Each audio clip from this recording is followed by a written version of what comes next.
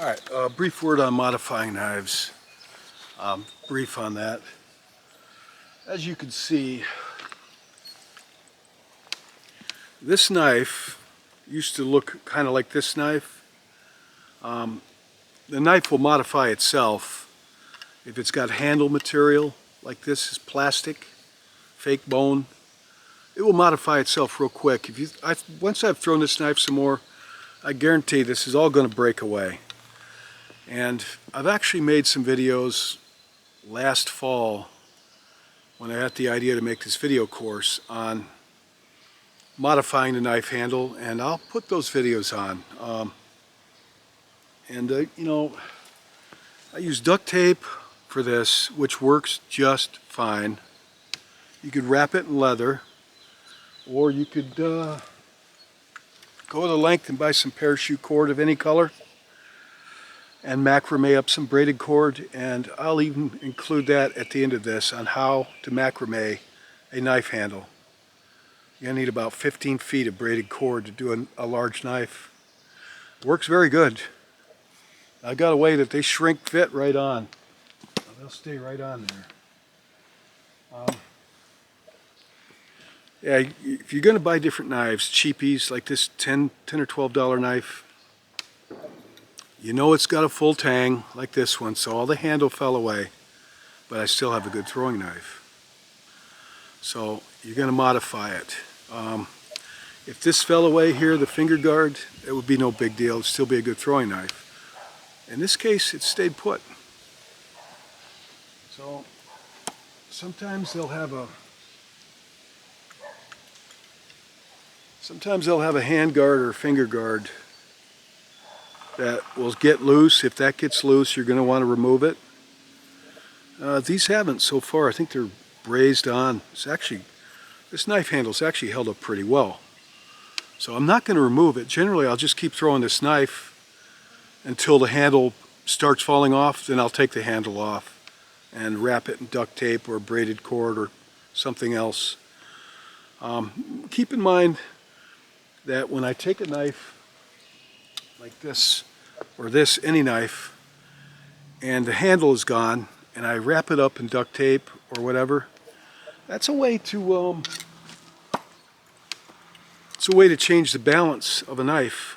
Actually, I can make the handle heavier, you know, by material I put on the back. And material I'm going to put on there, I'm going to want to make sure it's going to stay on there. The duct tape isn't really going to go anywhere. It'll get nicked up eventually from throwing it, and then I'll just put new duct tape on it. But adding handle material to it will add weight and variable to the back of the knife. That could be that could be a positive thing, part of your whole collection on knife throwing. That not just putting new handle, but you're getting the balance where maybe you prefer it, you know? More on that on knife balance. Here's something I forgot to cover during safety, and so I'll cover it here on modifying knives. All right. Look at this knife. This knife, I just got this like a month ago. This knife came out of the box. This thing was razor sharp. I mean, real sharp. Now, I got to tell you, I've never been cut throwing knives in 50 years of knife throwing. I've never had the blade cut me, and I've never had the point impact me either. But this thing was so sharp, it was a bit of a concern. Now, if I was a trapper or living out in the woods, I probably would want the knife I throw or carry maybe to have a really sharp blade. I'm just going to have to be mindful that the knife is very sharp. That's not the case. I'm just practicing with these. Now, if I was in like a survival mode, maybe I'd just use this knife. And I'd have 3 or 4 of these knives. They're cheap enough, $15. And the one that I carry on my hip in a sheath or wherever I carry it would be razor sharp. And the other ones that I practice with, I just dull the blade out like this. Get a rock or another metal a metal that's harder than this, I guess, but yeah, you can dull the blade. Now generally when you're going to throw a knife, you're going to hold it by the handle. Obviously you're not going to cut yourself, but you're going to be throwing by the blade too. But you see where my hand's at, the way you hold it on this larger knife, or I might be throwing it the palm held way. And when the blade leaves my hand, it could conceivably cut my hand.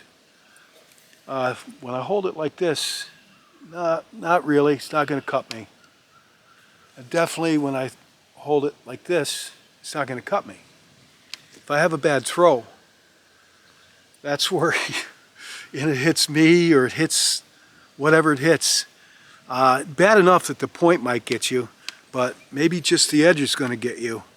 And so if you dull the edge out, that's just one less way somebody or yourself or something can get hurt.